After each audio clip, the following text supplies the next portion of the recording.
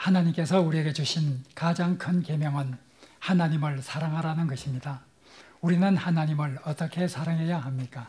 마음을 다하고 뜻을 다하고 힘을 다하여 사랑해야 합니다. 하나님을 사랑하는 우리는 하나님을 예배하기 위해 이 자리에 모였습니다.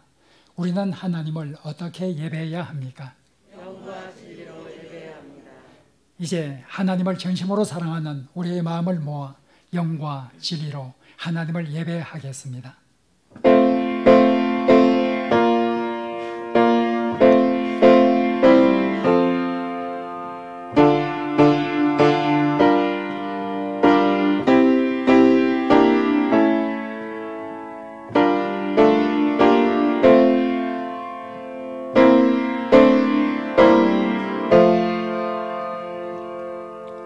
너희는 이 세대를 본받지 말고 오직 마음을 새롭게 함으로 변화를 받아 하나님의 선하시고 기뻐하시고 온전하신 뜻이 무엇인지 분별하도록 하라. 아멘.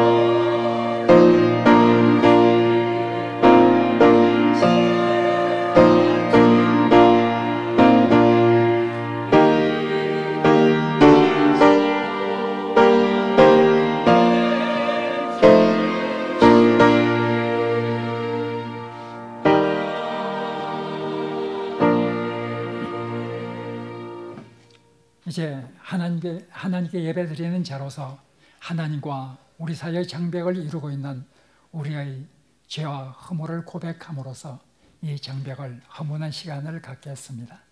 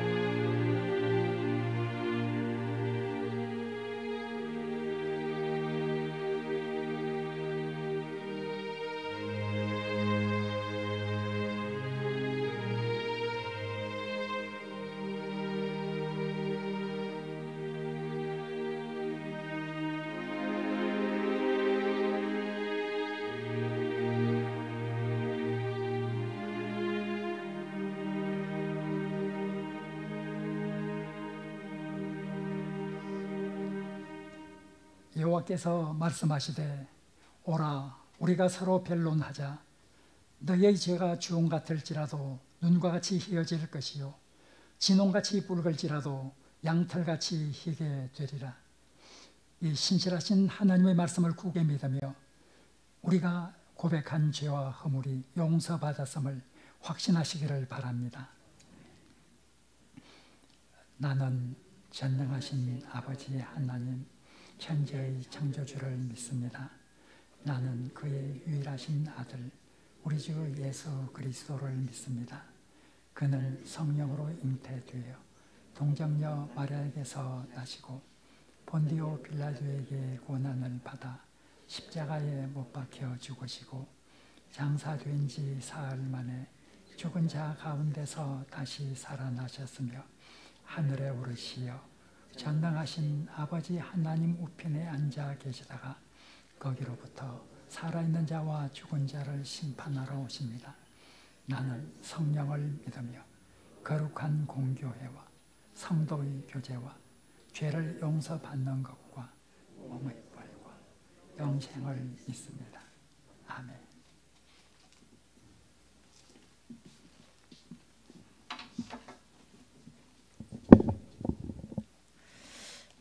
오늘 교독할 교독문은 69번 이사야 40장 2입니다. 너희는 눈을 높이 들어 누가 이 모든 것을 창조하였나 보라. 그들의 모든 이름을 부르시나니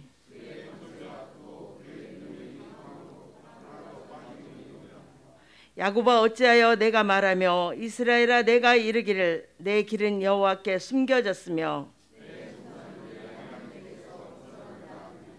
너는 알지 못하였느냐 듣지 못하였느냐 영원하신 하나님 여호와 땅끝까지 창조하신 이는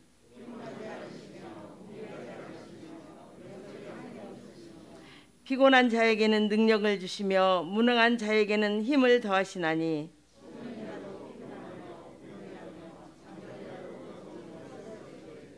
오직 여호와를 앙망하는 자는 새 힘을 얻으리니 다른 박질하여도 곤비하지 아니하겠고 걸어가도 피곤하지 아니하리로다. 아멘.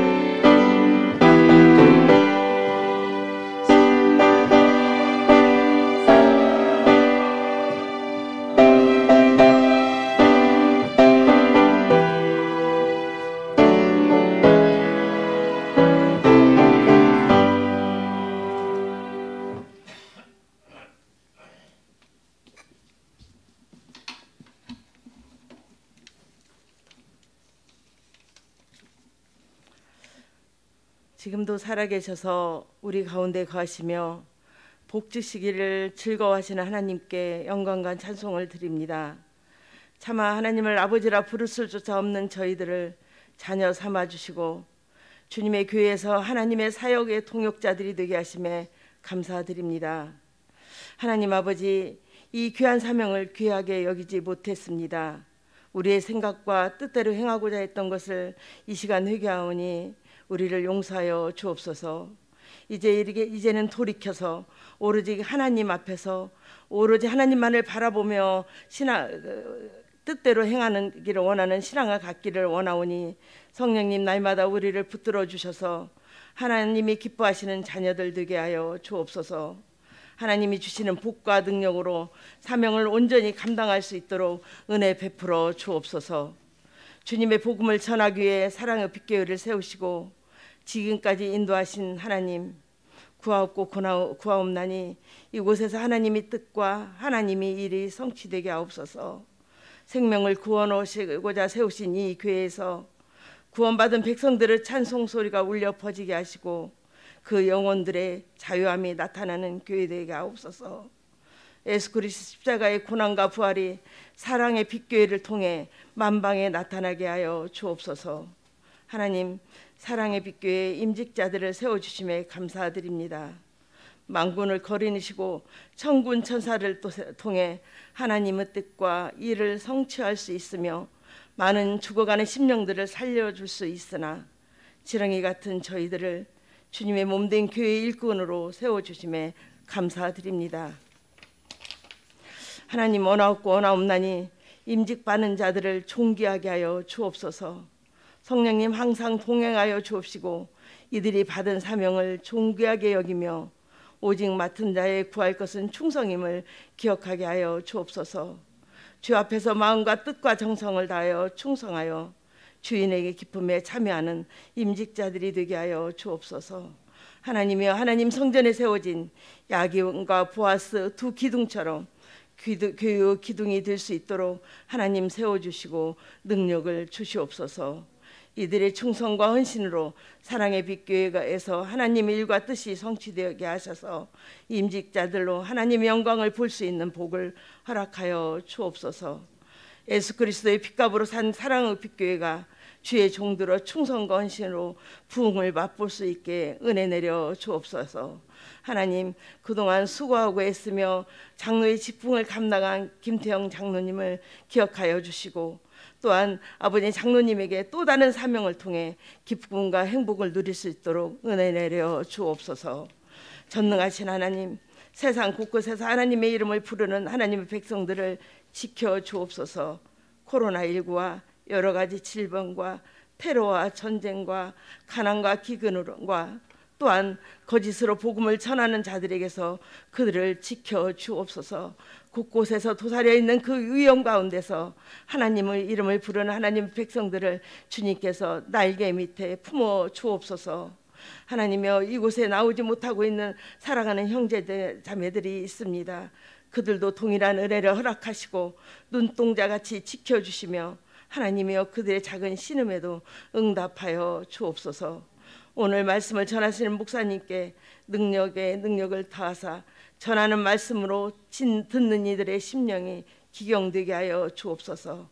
기견된 그 심령에 말씀이 뿌리내려 30배, 60배, 100배의 결실을 맺게 하여 주옵소서. 그래서 하나님의 교회에서 충성하며 섬기는데 부족함이 없는 사역자들이 될 수 있도록 주님 도와주옵소서. 이 모든 말씀 나의 뜻대로 마옵시고 아버지의 뜻대로 하옵소서라고 기도하신 예수님 이름으로 기도드렸습니다. 아멘.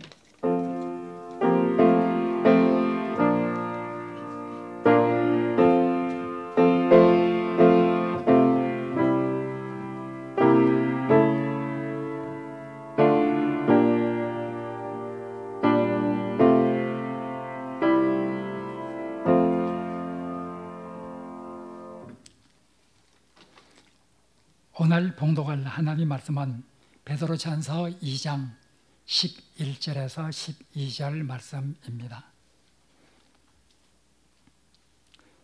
제가 봉독하겠습니다. 사랑하는 자들아, 거류민과 나그네 같은 너희를 권하노니 영혼을 거슬러 싸우는 육체의 정욕을 제어하라.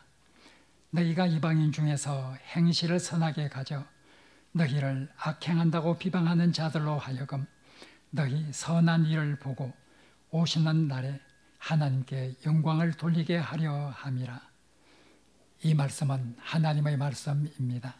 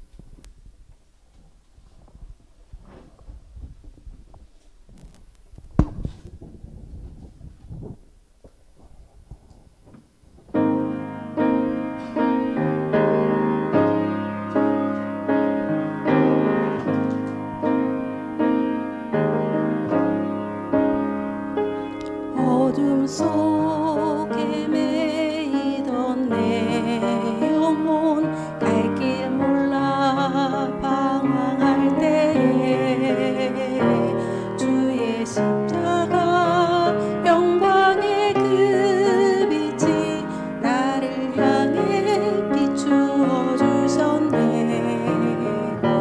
주홍빛보다 더 붉은 내 죄 그리스도의 피로 씻기어 완전한 사랑 주님의 은혜로 새 생명 주께 얻었네. 은혜 아니면 나서지 못하네.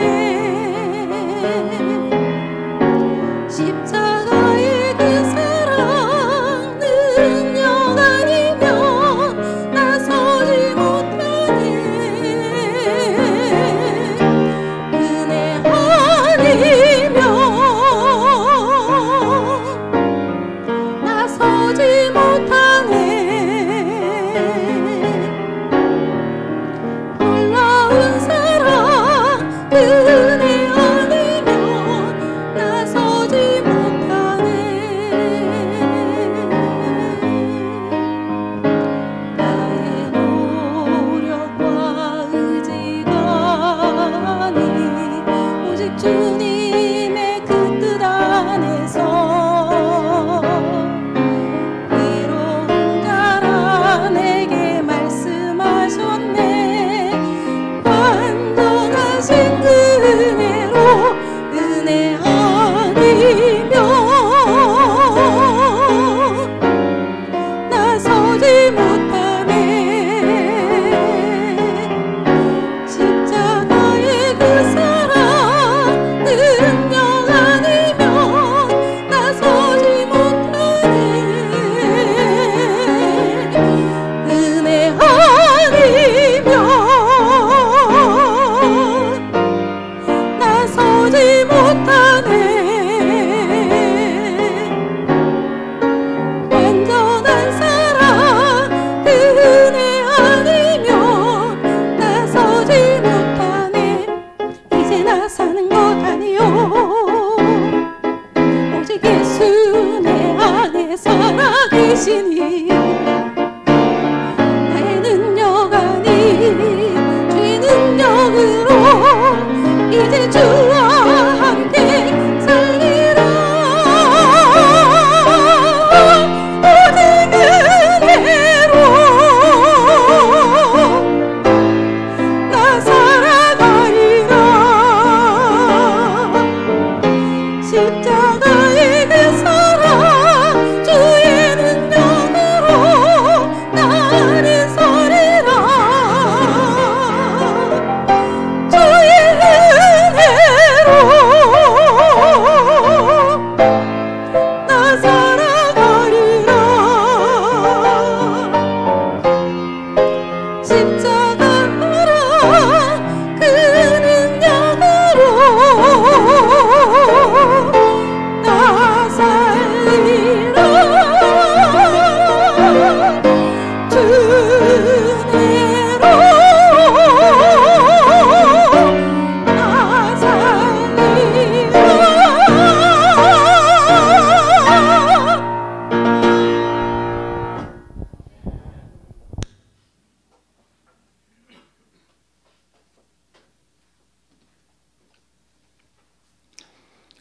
저는 오랫동안 성경을 연구하는 성서학자로서 성경을 연구하였습니다.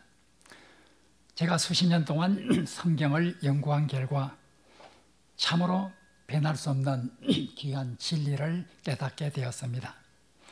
그것은 기독교 진리는 윤리가 아니다. 그러나 윤리 없는 기독교는 진리가 아니다 하는 것입니다. 바로 기독교는 윤리가 아닙니다. 우리가 윤리를 공부하기 위해서 기독교를 믿는 것은 결코 아닙니다. 기독교는 인간의 윤리적 행위에 기초를 한 종교가 아니라 하나님의 은혜에 기초한 종교입니다. 우리 기독교는 하나님의 존재를 믿고 하나님께 의지하고 초월적 세계를 확신하는 이런 요소들이 있습니다. 이런 요소들은 윤리적 영역을 넘어서는 요소들입니다. 분명히 기독교는 윤리가 아닙니다. 그럼에도 불구하고 만약 기독교에서 윤리가 없다고 하면 그것은 참된 기독교라 말할 수가 없을 것입니다. 참으로 예수님께서도 세상에 살면서 우리 인간이 윤리적으로 산다는 것이 얼마나 중요한지 말씀하셨습니다. 바울도 우리 인간의 윤리적 삶을 그렇게도 강조를 하였습니다. 야고보서 저자는 행위 없는 믿음은, 다시 말하면 윤리가 없는 그런 믿음은 죽은 믿음이라 이렇게 말하기조차 하였습니다. 바로 우리는 기독교는 윤리를 추구하는 이런 근본적인 목적을 가진 종교는 아니라 할지라도 만약 기독교에서 윤리가 없다고 하면 그것은 더 이상 기독교가 아니라고 하는 것을 우리는 명심할 필요가 있습니다. 어제는 종교개혁 기념일이었습니다. 1517년 10월 31일 루터는 95개조의 방방문을 내걸며 종교개혁을 출발을 하였습니다. 우리 한국의 개신교는 이러한 종교개혁의 전통 위에 선 교단입니다. 그런데 우리 한국의 개신교는 이런 종교개혁의 전통 위에 서 있으면서 종교개혁 정신을 오해하고 있습니다. 종교개혁 정신은 사람이 구원을 얻는 것은 행위가 아니라 믿음으로 이루어진다. 행위가 아닌 믿음으로 의롭게 되고 믿음으로 구원을 받는다는 것입니다. 이 말이 행위에 대해서 아주 경시하게 만들게 되었습니다. 바울이 말한 것은 결코 그런 뜻으로 말한 것은 아니었습니다. 바울은 분명히 말했습니다. 사람은 행위로 구원을 받는 것은 아니라 할지라도 믿음으로 의롭게 된 사람은 율법을 피하는 것이 아니라 율법을 더욱 더 굳건히 지키게 된다. 로마서 3장 31절에서 말했습니다. 우리는 행위가 아니라 믿음으로 의롭게 된다고 하는 이 말의 뜻을 잘못 오해해서 이제 우리는 믿음으로 의롭게 되었기 때문에 우리의 행위는 우리의 구원과는 아무런 상관이 없고 내가 어떻게 살든지 관계없이 나는 이미 구원받은 하늘의 백성이라, 이런 생각으로 윤리적 행위에 대한 아주 경시하는 이런 삶의 태도까지 생기게 되었습니다. 우리 개신교도인들은, 한국의 개신교인들은 윤리적 삶을 살기 위해서 처절하게 투쟁하는 이런 모습을 보여주지 않고 있습니다. 너무나 편하게 나는 믿음으로 구원을 받은 하늘의 백성이라고 하는 이 사실에 안주하며 살아가는 것이 오늘 개신교인들의 일반적인 모습입니다. 이러한 개신교인들의 모습 때문에 한국교회는 참으로 큰 위기에 봉착해 있습니다. 2010년과 11년을 기점으로 해서 한국교회 교인의 수는 계속해서 감소를 하고 있습니다. 여기에 나오는 도표를 보면 주요 교단, 한국의 가장 큰 6개의 주요 교단, 이 교단들의 그리스도인들의 숫자가 어떻게 변하고 있는지를 잘 보여주고 있습니다. 2011년에서 정점을 찍었던 한국교회 그리스도인들의 수는 2011년 이후 계속해서 한 해도 예외 없이 계속해서 감소를 하고 있습니다. 계속해서 감소를 하고 감소의 폭도 때에 따라서 굉장히 크게 나타나고 있습니다. 한국교회 그리스도인들의 수가 이렇게 해마다 줄어가고 있다고 하는 이 사실은 한국교회가 위기에 처해 있다고 말하는 것을 우리가 압니다. 이 위기의 요인은 무엇이겠습니까? 한국교회가 이렇게 위기의 상황 속에 몰리게 된 것은 여러 가지 다양한 이유가 있을 것입니다. 그 중에 한 가지 빼놓을 수 없는 요인이 있습니다. 그것은 한국교회가 한국의 백성들로부터 신망을 잊어버렸다. 신망을 잃었다. 바로 2020년 올해 기독교 윤리 실천운동이라고 하는 이 단체에서 설문조사를 하였습니다. 우리 국민들은 기독교에 대해서, 우리 개신교에 대해서 얼마나 신뢰하고 있을까? 몇 년마다 한 번씩 정기적으로 이 조사를 합니다. 올 2020년 최근의 조사 결과는 어떻게 나옵니까? 바로 스크린에 보여주는 바와 같이 한국의 개신교를 신뢰한다고 하는 긍정적 평가는 31.8%였습니다. 신뢰하지 않는다고 하는 부정적 평가는 63.9%였습니다. 정확히 2배에 해당하는 사람들이 신뢰하지 않는다고 말합니다. 특별히 그 중에서도 전혀 신뢰하지 않는다가 가장 비중이 많은 32.4%에 해당하고 있습니다. 얼마나 불행한 일입니까? 한국교회의 개신교는 우리 백성으로부터 신뢰를 얻지 못하고 있습니다. 다른 종교와 비교를 해보시죠. 한국교회가 이러한 신뢰도를 얻는다고 하면 다른 종교는 어떤가? 당신은 어떤 종교를 신뢰합니까? 가장 신뢰하는 종교가 무엇입니까? 하는 이 질문에 대해서 가톨릭교와 불교보다도 우리 개신교에 대한 이 긍정적인 응답은 가장 낮았습니다. 바로 18.9%에 지나지 않았습니다. 천주교와 불교는 우리 개신교보다 훨씬 높았습니다. 바로 이런 상태에 있는 것이 오늘 우리 개신교의 현실입니다. 개신교 교도가 줄고 있는 이 위기의 상황의 큰 요인 중에 하나는 바로 한국의 개신교가 백성들로부터 신뢰를 얻지 못하고 있다. 신뢰를 얻지 못하고 있다고 하는 이 말이 무슨 말일까요? 이 말은 곧 바로 한국의 개신교 그리스도인들을 그들의 말과 그들의 행동을 믿을 수가 없다 하는 것입니다. 다음의 도표를 보겠습니다. 한국교회 교인들을 얼마나 신뢰합니까? 하는 질문에 대해서 32.9%가 신뢰한다고 말했습니다. 65.3%가 신뢰하지 않는다고 대답했습니다. 한국 교인들에 대한 신뢰도나 한국의 개신교에 대한 신뢰도나 거의 일치합니다. 한국의 개신교가 신뢰를 받지 못한다고 하는 것은 다른 말로 말하면 한국의 개신교에 속하는 그 그리스도인들의 말과 행동을 믿지 못하겠다. 그들은 윤리적으로, 도덕적으로 그들의 말과 행동을 신뢰할 수가 없다. 바로 이런 평가를 우리 국민들로부터 우리는 받고 있습니다.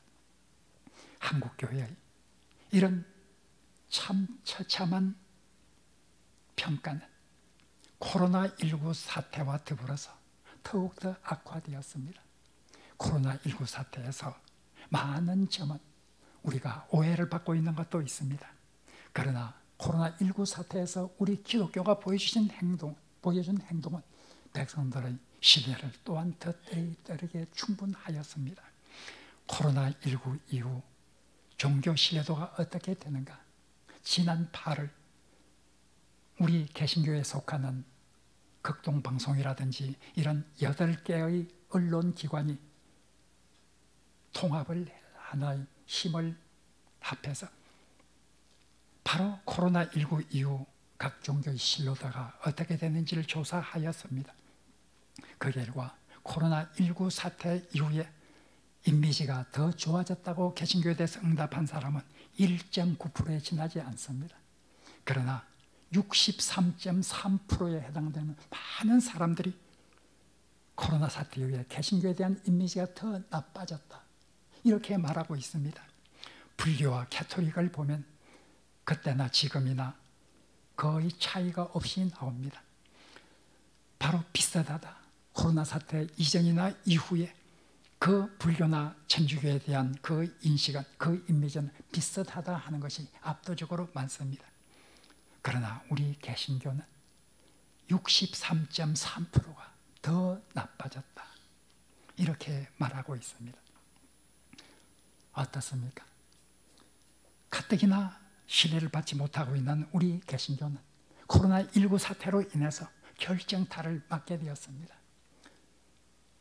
지난 8월 달에 조사했기 때문에 광복절 광화문 집회로 인해서 개신교가 급격히 나빠진 거 아니냐, 이렇게 생각할 수도 있습니다.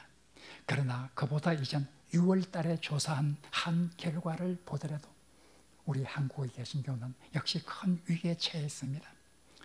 6월 달에 엠브레인 트렌드 모니터라고 하는 곳에서 온라인을 통해서 약 1000명에 대해서 설문조사를 하였습니다. 그 결과 참으로 우리 개신교에 대해서 우리 국민들이 어떻게 생각하는지를 잘 보여주는 그런 결과가 나왔습니다. 불교에 대해서 어떤 이미지를 가지고 있습니까? 불교에 대해서 그들이 말하는 가장 많은 단어는, 그 이미지에서 가장 많은 단어는 온화하다, 절제한다, 따뜻하다, 이런 단어였습니다. 캐토릭에 대해서 우리 국민들이 가장 많이 쓰는 그 이미지 단어는 바로 온화하다, 따뜻하다, 윤리적이다, 이렇게 말했습니다. 우리 개신교에 대해서 우리 국민들이 가장 많이 쓰는 이미지 용어는 바로 거리를 두고 싶다, 이중적이다, 사기꾼과 같다, 이런 단어들입니다. 어떻습니까? 이런 조사 결과를 보면서 우리는 참으로 안타까운 마음이 들지 않습니까? 우리가 사람의 제일 된 목적은 하나님을 영화롭게 하는 것이라고 굳게 믿고 우리의 믿음을 통해서 하나님을 영화롭게 하기를 원하는 마음으로 살아가고 있는데, 오히려 우리 때문에, 우리의 잘못된 행위 때문에 국민들로부터 지탄을 받는 그런 종교가 되어가고 있고, 하나님의 이름이 우리들로 인해서 오히려 모독을 받고 있다고 하는 이 사실 앞에서 우리는 어떻게 해야 합니까? 이 위기 속에 있는, 특별히 코로나 사태로 인해서 더욱더 큰 위기에 내몰리게 된 우리 한국 개신교의 현실을 직시해야 합니다. 우리는 이 상황 속에서 어떻게 해야 합니까? 오늘 베드로전서 기자는 이런 상태에 있는 우리 한국의 개신교도들에게 참으로 의미심장한 메시지를 말해주고 있습니다. 베드로전서는 고난받은 때에, 박해를 그리스도인들이 받고 있을 때에, 그들이 고난받는 상황 속에서 많은 사람들로부터 비난을 받고 있는, 박해를 받고 있는 이런 상황 속에서 어떻게 살아야 할 것인가에 대해서 베드로전서는 쓰고 있는 그런 서신입니다. 오늘 본문 2장 11절과 12절은 바로 그러한 당시의 그리스도인들에게 어떻게 살아야 할지에 대해서 잘 말해주고 있습니다. 12절은 분명히 말하고 있습니다. 여러분들을 비방하는 그 사람들 앞에 여러분들은 선한 행실을 보여야 합니다. 너희들은 선한 행실을 보임으로 인해서 그들이 마음의 감동을 받고 여러분들을 칭송하게 해야 합니다. 우리 한국의 개신교가 사람들로부터 비방을 받고 있는 이 현실 속에서 사람들로부터 칭송을 받는 개신교가 되기 위해서 어떻게 해야 합니까? 베드로전서 기자는 분명히 말하고 있습니다. 이런 상황 속에서 우리는 선한 행실을 가지고 사람들에게 나타내어야 한다. 그래서 사람들로부터 비방이 칭송으로 변하도록 하여야 한다 하고 우리들에게 말해주고 있습니다. 바르게 산다는 것, 그래서 그들이 우리 행위를 보고 감동을 받고 칭송을 하도록 하는 것, 이것이 오늘날 개신교가 처해 있는 위기의 타개책이라 말할 수 있을 것입니다. 이러한 것은 바로 기독교 윤리 실천 운동에서 올해 발표한 여론조사 결과도 일치를 하고 있습니다. 우리 국민들에게 그럼 기독교가, 우리 개신교가 어떻게 해야 도대체 우리 국민의 신뢰를 받을 수 있다고 생각합니까? 우리 백성들에게 물은 그 결과는 착하게 살아야 한다. 우리 개신교가 사회의 신뢰를 얻기 위해서 가장 중요한 것은 윤리적으로 바르게 살아야 한다 하고 말하고 있습니다. 거의 50%에 해당하는 사람들이 바로 한국교회가 사회적 신뢰를 얻기 위해서는 착하게 살아주십시오, 윤리적으로 도덕적으로 바르게 살아주십시오, 그러면 우리가 신뢰할 수 있을 것입니다 하고 말하고 있습니다. 그리고 두 번째로 높은 것이 사회에 대해서 봉사를 하고 구제활동을 함으로써 기독교가 그런 정신을 가진 종교라는 것을 보여주십시오 하고 말하고 있습니다. 바로 우리가 바르게 살아간다는 것, 이것이 바로 오늘날 위기에 있는 한국교회를 구원할 수 있는 가장 지름길이라고 하는 것을 우리는 오늘 말씀을 통해서, 그리고 이런 설문조사의 분석을 통해서 우리는 잘 알 수 있습니다. 우리가 윤리적으로 살아야 하겠다. 그래서 사람들에게 감동을 주고 비방이 변해서 칭송이 되게 해야 하겠다. 그런 마음을 갖는다는 것 너무나 쉬운 일입니다. 그런 마음이 없는 사람이 누가 있겠습니까? 그런 마음이 있다고 해서 한국교회가 변하고 있습니까? 우리 총회는 이런 한국교회의 현실을 직시하면서 우리가 이렇게 해보자 계속해서 새로운 구호를 가지고 우리들에게 내어놓았습니다. 다시 거룩한 교회로, 거룩한 교회, 이제 세상 속으로 영적 부흥으로 민족의 동반자 되게 하소서. 말씀으로 새로워지는 교회, 주여 이제 회복하게 하소서. 2016년부터 2020년 올해까지 5번에 걸쳐서 계속 우리 총회에서 내건 슬로건이었습니다. 그러나 어떻습니까? 이런 슬로건 속에서 우리가 1년 계속해서 생활했지만 우리의 삶이 변했습니까? 우리 개신교의 모습이 변했습니까? 우리 개신교의 모습이 거룩한 교회의 모습을 찾았습니까? 그렇지 않습니다. 구호만 가지고는 결코 얻을 수 없는 것이 우리의 변화입니다. 왜냐하면 우리가 만약 우리가 원하는 대로 우리가 마음대로 살 수만 있다고 하면 세상 사람들은 다 천사와 같이 살 수 있을 것입니다. 아무리 흉악한 범죄를 저지르고 감옥에 있는 사람이라 할지라도 처음부터 그러한 삶을 살기를, 그러한 악행을 행하기를 원했던 것이 결코 아니었습니다. 그들은 착하게 살고 싶어 했습니다.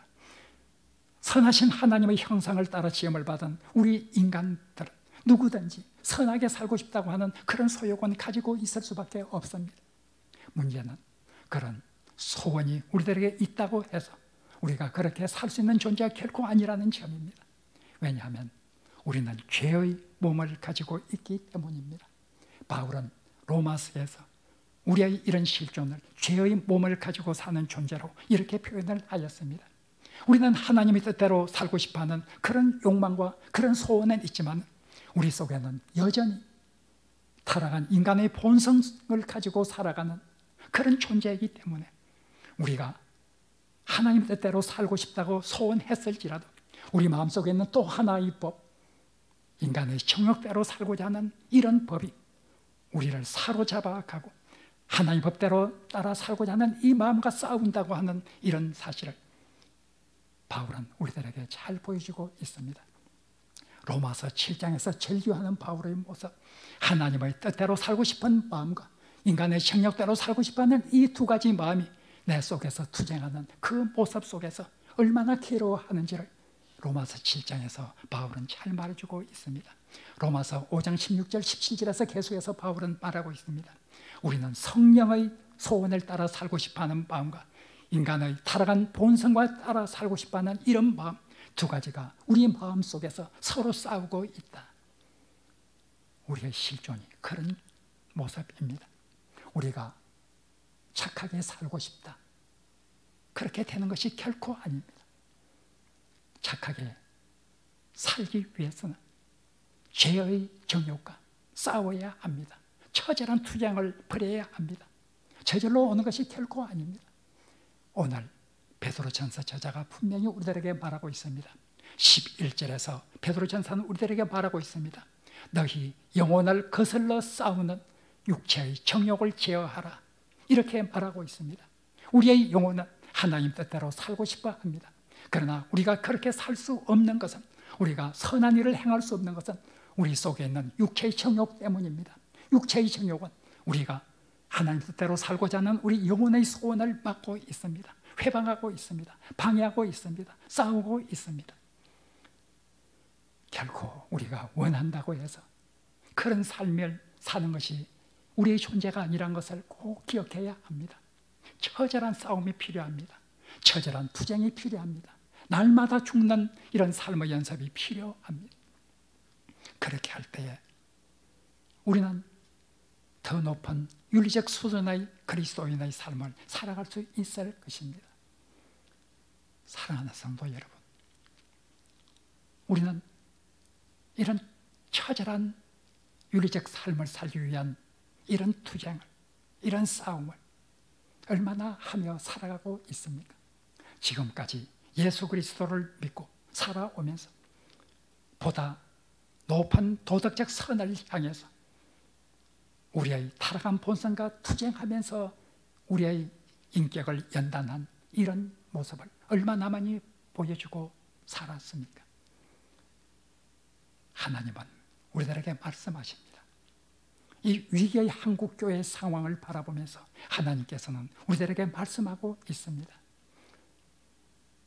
우리로 인해서, 믿는 자라고 말하는 우리를 통해서 오히려 하나님의 이름이 모독을 받는 이런 상황을 우리가 벗어나기 위해서 어떻게 해야 하는지 깊이 생각하라고 말하고 있습니다. 사랑하는 성도 여러분, 우리는 이 위기의 상황에 있는 한국 교회에서 부름을 받았습니다. 이런 부름을 받은 우리는 위기의 한국 교회를 건지라고 하는 이런 하나님의 명령을 기억해야 합니다. 어떻게 해야 이 교회를 바로 건질 수가 있을까? 위기의 상황에서 벗어나게 할 수 있을까? 깊이 생각해야 합니다. 오늘날 개신교의 신뢰도가 추락하는 이 사실을 보면서 안타까운 심정으로 눈물을 흘리십시오. 눈물을 흘려보지 않는 사람은 결코 한국 개신교를 위한 구원의 대회에 참여할 수가 없을 것입니다. 이 안타까운 사실을 보면서 눈물을 흘리면서 하나님의 이름이 우리로 인해서 모독을 받고 있는 이 상황 속에서 우리가 어떻게 살아야 합니까? 하나님께 도움을 구하면서 호소해야 합니다. 특별히 오늘 임직을 받는 우리 임직자들 꼭 마음에 새겨야 할 것이 있다고 하면 오늘 이 본문의 말씀일 것입니다. 위기에 처한 이 한국교회, 이 한국교회의 리더십에 속하는 이런 존재로서 하나님의 부름을 받았다고 하면 이 위기에 속한 한국교회를 위해서 내가 무엇을 할 수 있을 것인가? 우리 사랑의 빛교회를 위해서 무엇을 할 수 있을 것인가 깊이 생각하며 결단하여야 합니다. 우리 사랑의 빛교회, 작은 교회지만 그래도 윤리적으로 높은 지향점을 바라보면서 살아가는 그런 공동체로서, 사람들로서 칭송을 받아서 이 한국교회를 위기에서 건져내는 이 일에 조그마한 하나의 미랄의 역할을 할 수 있는 이런 우리 교인들, 이런 우리 사랑의 빛교회가 되기를 다시 한번 간절히 기도합니다. 기도하겠습니다.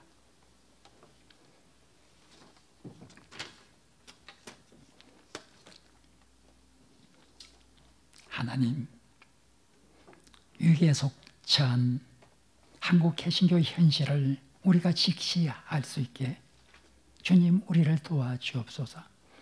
이 상황 속에서 우리가 어떻게 해야 될지를 아는 지혜를 우리들에게 내려주옵소서.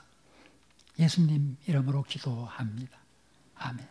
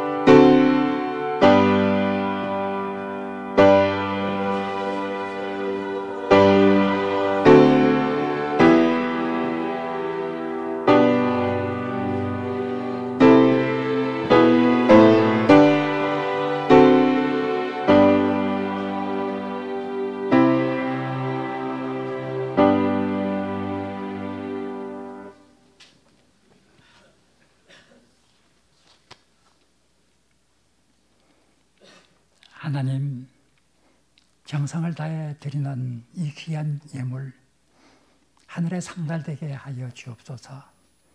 예물을 바치는 손길 하나님께서 하늘의 신령한 은총으로 채워 주옵소서. 이 예물이 사용되는 곳에 하나님의 나라가 확장되는 놀라운 역사가 일어날 수 있도록 하나님께서 우리와 함께하여 주옵소서. 예수님 이름으로 기도합니다. 아멘.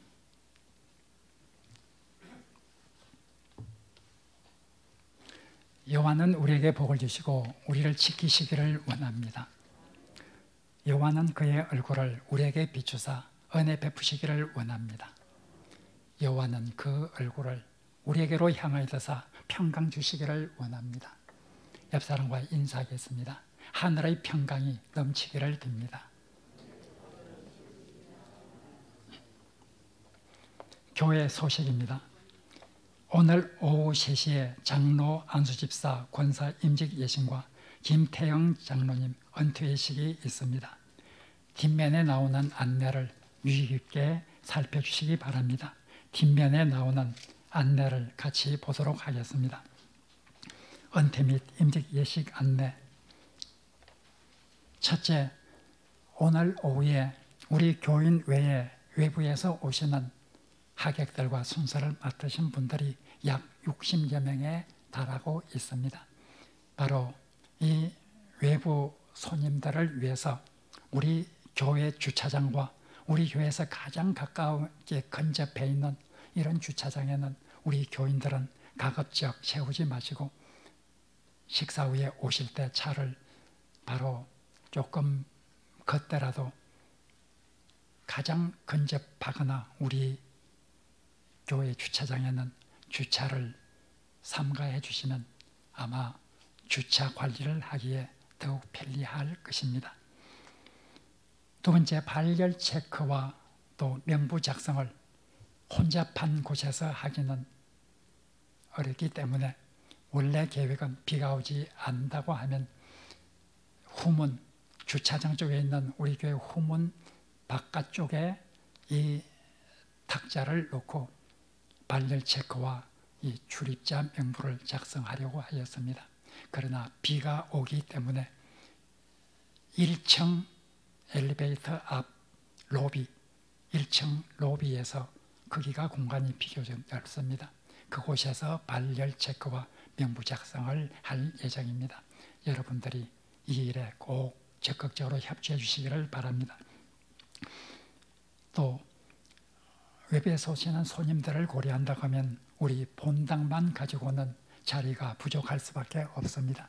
따라서 오늘 오후 예배는 본당과 함께 3층 소예배실, 그리고 3층에 있는 아동부실, 그리고 지하식당, 이 세 곳을 실시간 중계를 통해서 스크린이나 대형 텔레비전을 통해서 중계를 할 예정입니다.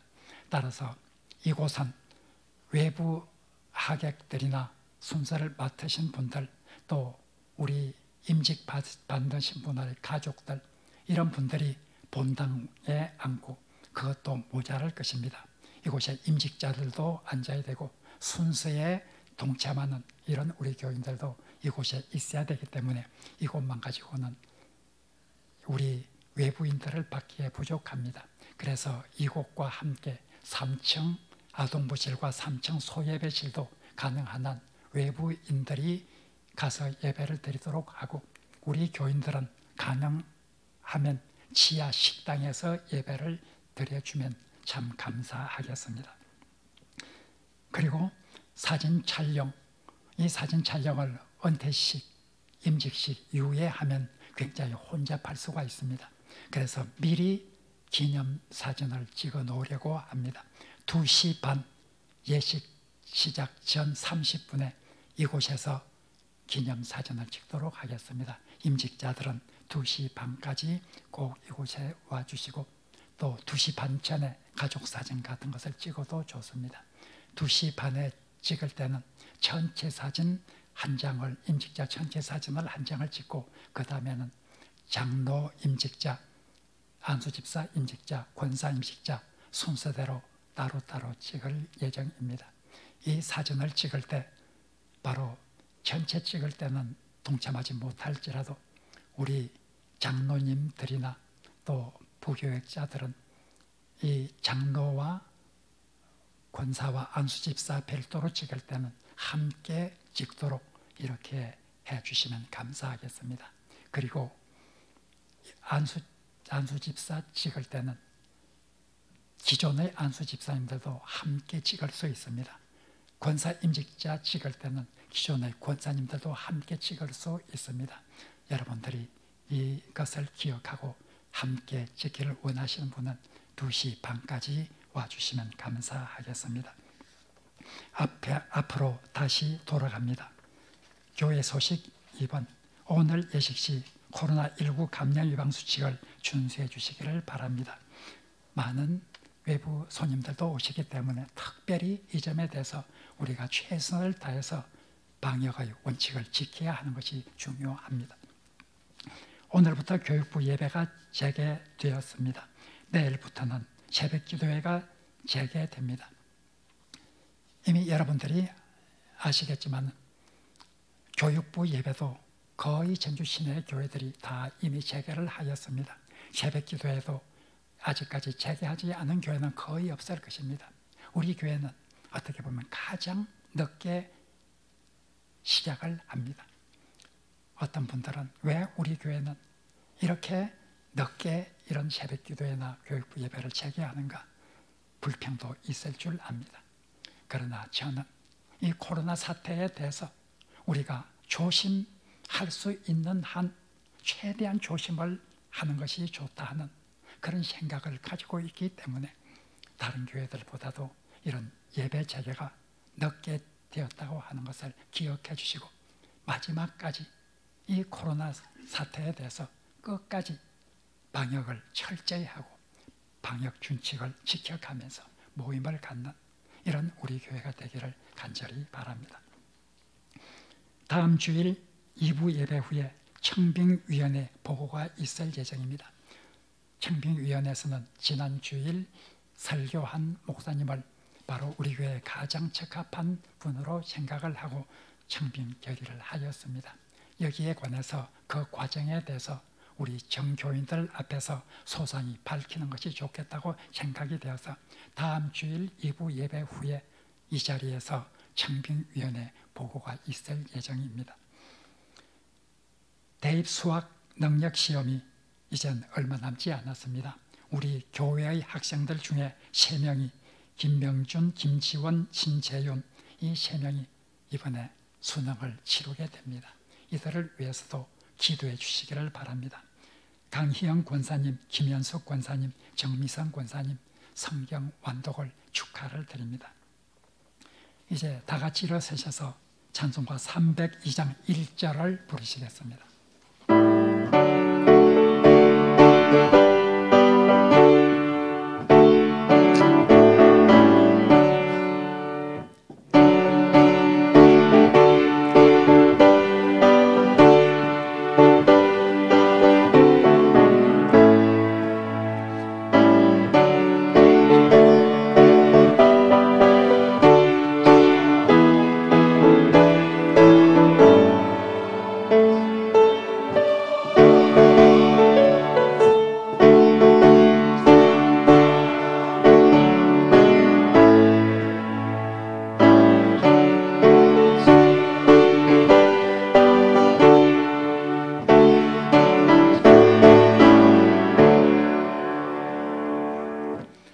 사랑하는 성도 여러분, 하나님 사랑과 함께 하나님께서 우리에게 주신 큰 계명은 이웃 사랑입니다.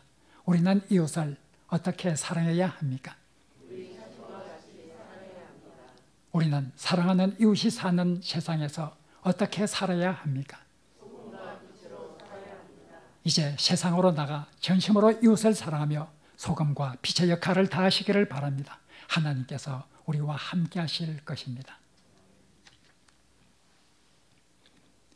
우리 구주 예수 그리스도의 은혜와 우리 하나님의 지극하신 사랑과 우리 성령님의 교제하심이 위의 한국교회의 형실을 직시하며 우리가 어떻게 살아야 할 것인지를 다시 한번 깊이 생각하는 하나님의 백성들 위해 지금부터 영원토록 함께 하시기를 간절히 축원하옵나이다. 아멘.